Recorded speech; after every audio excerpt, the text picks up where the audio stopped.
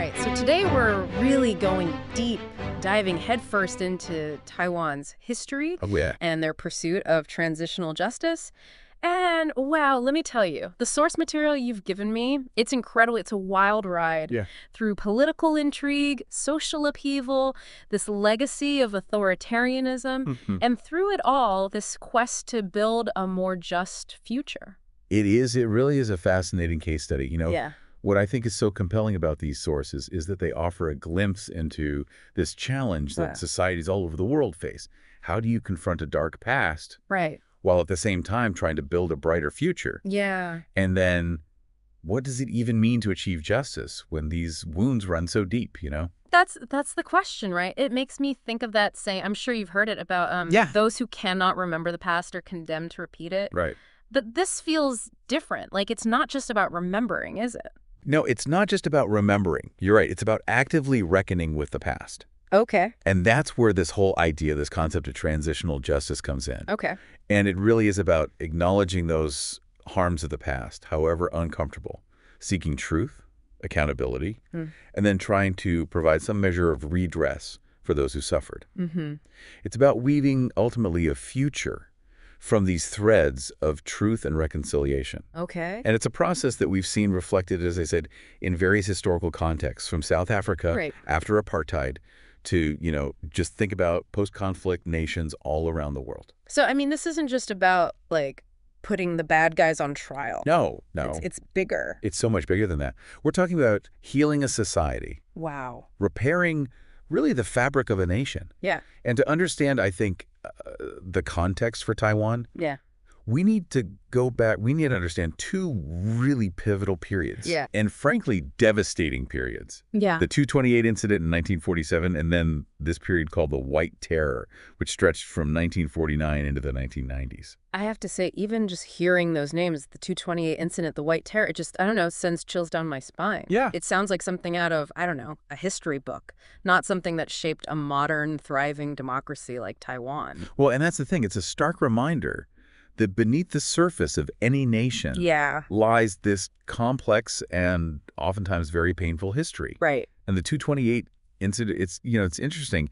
It started as what seemed like a small act of defiance. Okay. A dispute between a street vendor and authorities over contraband cigarettes. Really? But this tiny spark, it ignited these widespread protests. Wow. Fueled by years, I mean, think about that, years of pent-up frustration. Wow. With government corruption, with oppression under Kuomintang rule. So this, like, seemingly minor incident becomes this catalyst for this huge uprising. Exactly. Like a powder keg just waiting to explode. Yeah, exactly. And how did the government respond? With brutal force. Oh, wow. Thousands of Taiwanese civilians were killed.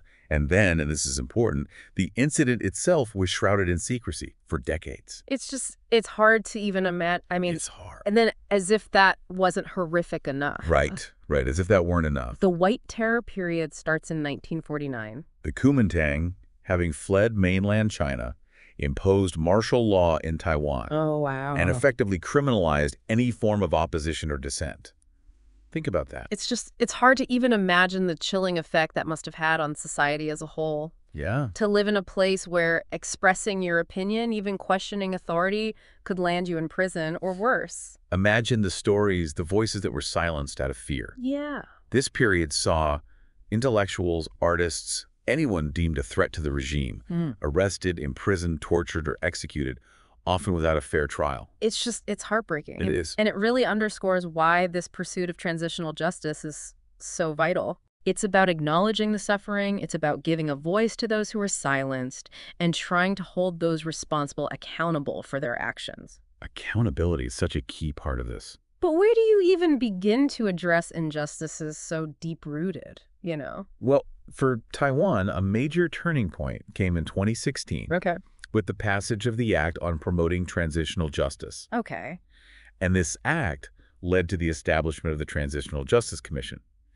This body had this immense task of investigating these human rights abuses of the past and recommending a path forward. So they weren't just there to figure out what happened. No, this is important. They were empowered to do something about it. They had teeth, Okay. They could recommend policy changes. They could push for reparations. Wow. And really try to bring some closure to these victims and their families. So it wasn't just symbolic. There were actual efforts, tangible efforts. Absolutely. To right the wrongs of the past. We're talking formal apologies from the government, public acknowledgments of wrongdoing. It was about reclaiming the narrative, you see, shifting it from one dictated by oppressors to one that centered the experiences of the oppressed. That's huge. And then, think about this, the removal of statues of Chiang Kai-shek from public spaces, renaming locations that had honored figures tied to the oppression. Wow.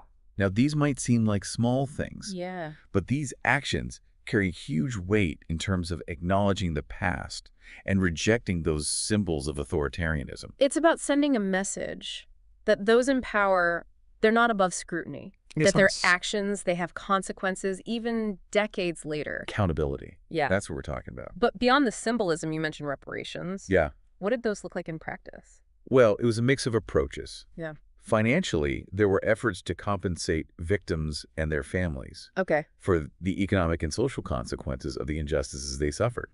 But I think equally important, if not more so, was this idea of overturning wrongful convictions, clearing the names of those unjustly accused and imprisoned. Wow, it's about restoring dignity. Exactly. Acknowledging that their suffering was real and unjust. It was about recognizing their humanity, which had been denied for so long. But how do you even put a price tag on that kind of trauma, you know? You're absolutely right, and that's where this idea of truth-seeking and historical preservation becomes so important. Taiwan established the National Human Rights Museum in 2018. And it plays this critical role in documenting and memorializing the White Terror period. Wow. Imagine a space dedicated to ensuring these stories are never forgotten.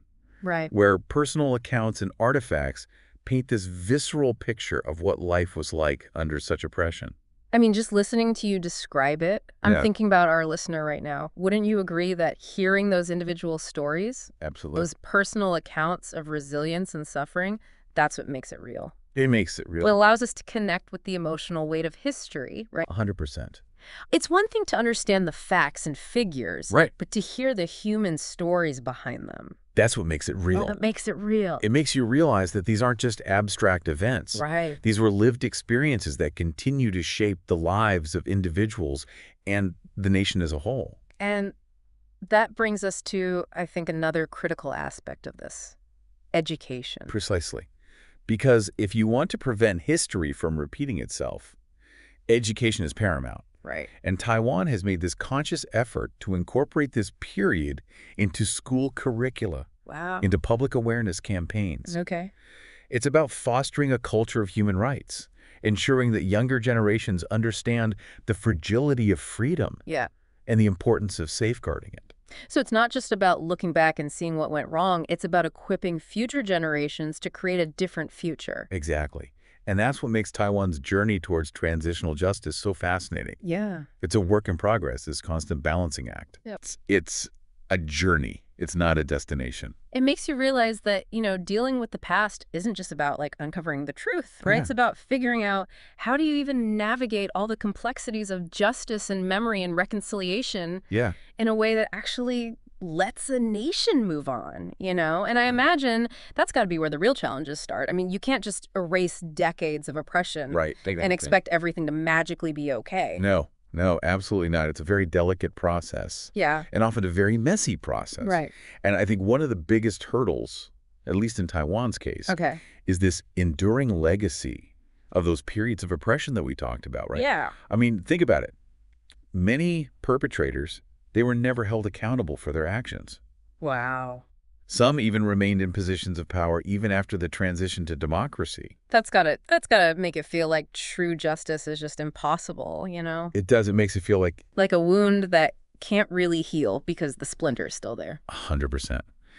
And that lingering sense of injustice, what does it do? It creates this tension. Oh, I bet. These divisions within society itself. Right, because you've got people who just want to move on. They want to forget it ever happened. Right, and then you have those who are like, how can we even talk about reconciliation when we haven't addressed what really happened? Exactly. How do you have truth and reconciliation without the truth part. Right, exactly. So how do you even begin to, like, bridge that gap? It's such a... You know what I mean? It's such a hard question. Yeah. And I don't think it's an easy answer. How do you acknowledge the pain of the past without letting it completely overshadow everything? And that is the million-dollar question, isn't it? Yeah. It requires a nuanced approach. Yeah. You know?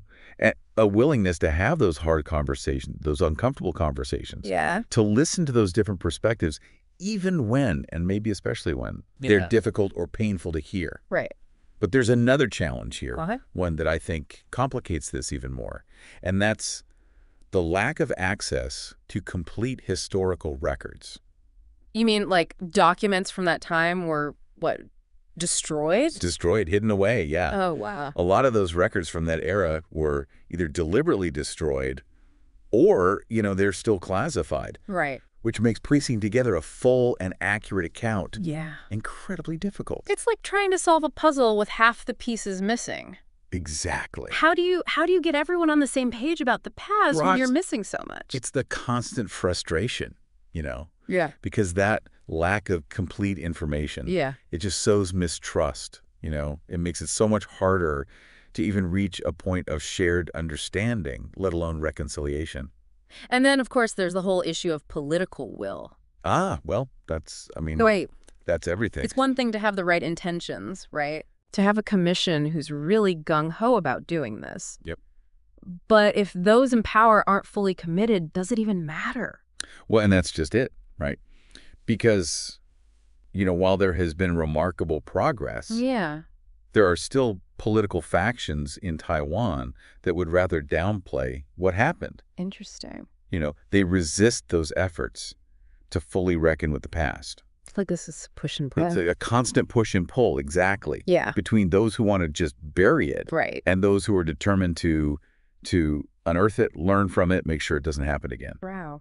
So it sounds like transitional justice in Taiwan. Yeah. It's not about, like, you know, a straight line from point A to point B. Right. It's more like navigating a maze, you know. There's dead ends, wrong turns, but hopefully there's a path towards something better. You gotta hope. But with all these challenges, why is this work so important? What's at stake here for Taiwan? What's at stake is nothing less than the health and vitality of their democracy. Because here's the thing, transitional justice. Okay. It isn't just about, you know, righting past wrongs. Right. It's about building a more just and equitable future for everyone. It's about ensuring that those mistakes of the past aren't repeated. Exactly. That human rights, those aren't things you can just, like, you know, they're non-negotiable. Non-negotiable. And that those in power are held accountable. Accountability, accountability, accountability. Right. That's what it's all about. And that's what this is all about. Yeah. It's about fortifying the very foundation of democracy in Taiwan. Yeah. And I think by confronting its past head on, no matter how uncomfortable, how painful, Taiwan is sending this incredibly powerful message both to its people and to the world. What's the message? The message is that truth matters, that accountability is non-negotiable, and that even in the face of unimaginable cruelty, the human spirit, it yearns for justice. It demands justice. You know, I think what I find so fascinating about this is this idea that you have to confront this difficult past in order to secure a better future. Yeah. That seems so counterintuitive to us. Wouldn't it be easier to just try to forget about it, move on, you know? It would be easier in the short term, right? But history has this way of catching up to us, you know? That's true. Those wounds of the past, if they're not dealt with, they fester. Imagine a society where the injustices suffered by so many are just ignored, swept under the rug, forgotten. Right. The perpetrators, they're never held accountable. Right. The victims are denied any justice, any recognition. It's like you're trying to build a house, but the foundation is all messed up. 100%. It's like building on a foundation of sand. It's going to crumble. It's going to fall apart. And that's what transitional justice is trying to address, those cracks in the foundation. Yeah. Because that unresolved trauma, that lack of accountability, it can poison a society from the inside. Wow. It can lead to all of these things, right? Resentment, division, this fundamental lack of trust in institutions. Right. And then it just keeps going. It becomes this vicious cycle. Yeah. And it undermines the very idea, the very foundation of a democracy. Because if people don't trust their government. Exactly. If they don't think they're going to be heard. Why would they? Why would they? Why would they buy into it? Why would they believe that things can get better? Right. Exactly. So transitional justice, it's about creating that space where healing can even begin. Yeah. It's about acknowledging that pain, seeking to address it. Yeah. So that you can move forward in this more just and equitable way. So it's really about creating this like more just and equitable society. Yes. For everyone. For everybody. Yeah. And recognizing that it's a process, it's ongoing, it requires vigilance. Right. It demands a commitment to truth and reconciliation, and it doesn't happen overnight. And I'm sure there are disagreements and setbacks along the way. There are always going to be. Yeah. Because, like I said, there are no easy answers when you're dealing with something as complex and painful as the White Terror. Right, exactly. But what's so inspiring about what Taiwan's doing is that they're choosing to engage in this work, right? They're not shying away from it. They're confronting their past head on. Yeah. And by doing that, I think they're setting this really powerful example for other countries who are dealing with their own legacies of oppression, of injustice. So it's almost like this beacon of hope. In a way, yeah. That even with something this dark and this difficult, change is possible. It's possible. It's about resilience. It's about acknowledging the human capacity for healing. And believing that even in the darkest of times, a brighter future is possible. But you have to do the work. Right. You can't just wish it away. Exactly. Exactly. It's a reminder that, we all have a part to play in building a more just future, even if we weren't like directly affected by what happened back then. And it starts, I think, with awareness, with learning about our own country's history, with confronting those uncomfortable truths. We're having those hard conversations. And having those hard conversations with our families, with our communities. Because we think about these big historical events and it's easy to see them as separate from our lives. So easy. Right. It's so easy to do that. But they're not, right? They're all connected. Yeah. Every single thing. Yeah. The choices that we make today, the way that we interact with each other, the values that we choose to uphold, all of it. Right. It contributes to the kind of world that we're creating for future generations. Yeah. It's like history isn't just this thing that happened a long time ago. Right. It's still happening right now. It's unfolding. We're a part of it. We're all a part of it. Yeah. And we have been this whole time. And we have a choice, We can either... We do. Just let it happen, or we can... Or we can help shape it. Yes, exactly. That's it. It's never too late to start asking those questions. That's it. To educate ourselves and to use our voices to advocate for justice and accountability. Yeah. And not just in our own communities, but on a global scale. Wow. This has been such an eye-opening deep dive. Yeah, it really has. I'm feeling like, wow, the weight of history, It's heavy. But also this incredible resilience of humanity. There is. And this drive, this need for truth and justice. Yeah. No matter how tough it gets. No matter how difficult the road is. There's something in us that wants that needs that. Absolutely. And it leaves us with a lot to think about, right? It does. What can we all learn from Taiwan's experience? Yeah. How do we ensure that our own pursuit of justice is thorough and compassionate? It's a lot to chew on. It is. It is. That's for sure. And for our listeners, if you're anything like me, you're going to want to learn more about this. Keep digging. Keep digging. Absolutely. And if this deep dive sparked your curiosity, well... Mission accomplished. That's what we want. That's what we want. That's what we want. So until next time... To be continued. Keep questioning, keep exploring, keep learning.